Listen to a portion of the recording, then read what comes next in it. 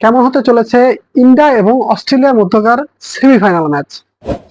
আমার যতটুকু মনে হয় অস্ট্রেলিয়া এই ম্যাচে ইন্ডিয়ার কাছে পাত্তাই পাবে না। কারণ প্রথমত কন্ডিশন পুরোটাই ইন্ডিয়ার ফেভারে থাকবে। কারণ দুবাইয়ের যে মাঠে খেলা হবে, দুবাইয়ের মাঠটা পুরাই স্পিন ফ্রেন্ডলি উইকেট, এবং অস্ট্রেলিয়ার স্কোয়াডে ফ্রন্টলাইন স্পিনার শুধু একজন আছে, অ্যাডাম জাম্পা। কিন্তু আপনি ইন্ডিয়ান স্কোয়াডের দিকে তাকান, অক্ষর প্যাটেল, ভারুণ চক্রবর্তী, কুলদীপ যাদব, রবীন্দ্র জাদেজা, চারটা ফ্রন্টলাইন স্পিনার, এবং ইন্ডিয়া এই চারজনকেই প্লেইং 11-এ রাখবে।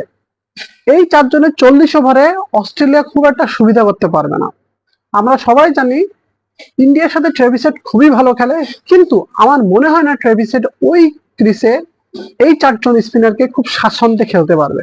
হ্যাঁ, অস্ট্রেলিয়ার দু একটা প্লেয়ার স্পিন খুবই ভালো খেলে, স্টিভেন স্মিথ, লাবুশেন, এরা স্পিন খুবই ভালো খেলে, কিন্তু আমরা গত ম্যাচে দেখছি যে উইলিয়ামসন স্পিন এত ভালো খেলে, তার সত্ত্বেও তিনি খুব একটা সুবিধা করতে পারেনি। 250 রানের টার্গেট চেস করতে গিয়ে নিউজিল্যান্ডের জান বেড়ায় গেছে। কিন্তু ব্যাটিং লাইন আপের বিপরীতে অস্ট্রেলিয়ার বোলিং লাইন আপের দিকে তাকান, অস্ট্রেলিয়ার ফ্রন্টলাইন স্পিনার একজন, অ্যাডাম জাম্পা। তার সাপোর্টিং এ থাকবে কে? ম্যাক্সওয়েল, ডার্সি শটে নাকি শুনছি আবার ইনজুরি, তাহলে সেও অমিট হয়ে গেল।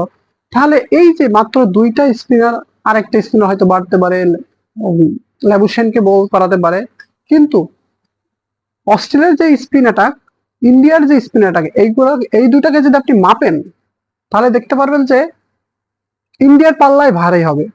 আমার মনে হয় নেক্সট ম্যাচে ইন্ডিয়া অস্ট্রেলিয়াকে পুরোপুরি আউটপ্লে করে দেবে। অস্ট্রেলিয়া যদি শুরুতে ব্যাট করে, খুব বেশি হলেও তারা 220-30 করতে পারবে। আর যদি 220-30 করে ফেলে, ইন্ডিয়ার জন্য জেতাটা খুবই ইজি হবে। কারণ ওই যে ইন্ডিয়ার ব্যাটিং লাইনের উপরে যে কয়টা রাইট হ্যান্ডার আছে, তাদের ম্যাক্সিমাম ব্যাটার সব রাইট হ্যান্ডার।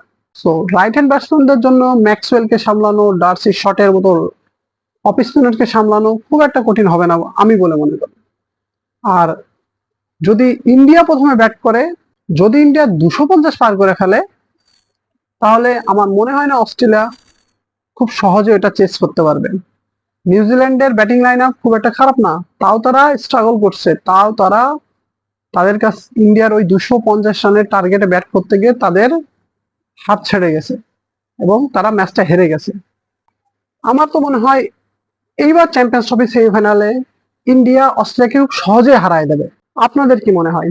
আপনাদের মন্তব্য মতামত কমেন্ট বক্সে জানাবেন, এবং make sure to follow my channel. Till then, see you. আসসালামু আলাইকুম।